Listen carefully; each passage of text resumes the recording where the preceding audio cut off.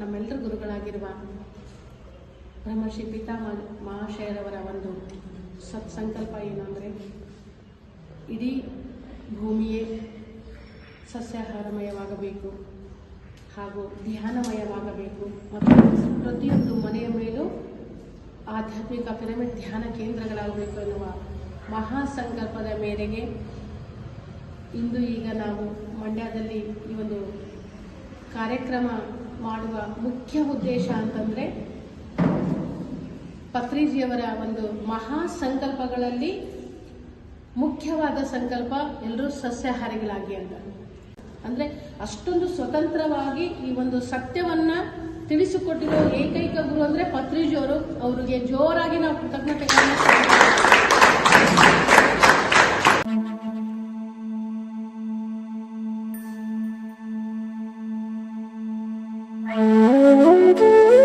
ಪಾಮರ್ನಿಂದ ಪಂಡಿತನವರೆಗೂ ಅರ್ಥ ಆಗೋ ಥರ ಸುಲಭವಾಗಿ ಅವರು ಸರಳೀಕರಿಸಿಕೊಟ್ಟಿದ್ದಾರೆ ನಮ್ಗೆಲ್ರಿಗೂ.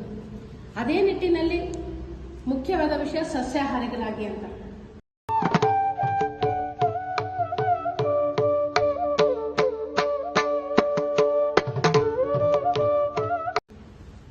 ಯಾಕೆ ಸಸ್ಯಾಹಾರಿಗಳಾಗಬೇಕು? ಯಾಕೆ ಅಂದರೆ ಮೂಲತಃ ನಾವೆಲ್ಲರೂ ಭಗವತ್ ಸ್ವರೂಪಿಗಳು. Hi masters, Patriji vegetarian channel ನೋಡಿ, ಲೈಕ್ ಮಾಡಿ, ಶೇರ್ ಮಾಡಿ, ಸಬ್ಸ್ಕ್ರೈಬ್ ಮಾಡಿ ಹಾಗೂ ಮಾಡಿಸಿ ಬೆಲ್ ಬಟನ್ ಕ್ಲಿಕ್ ಮಾಡಿ. Thank you.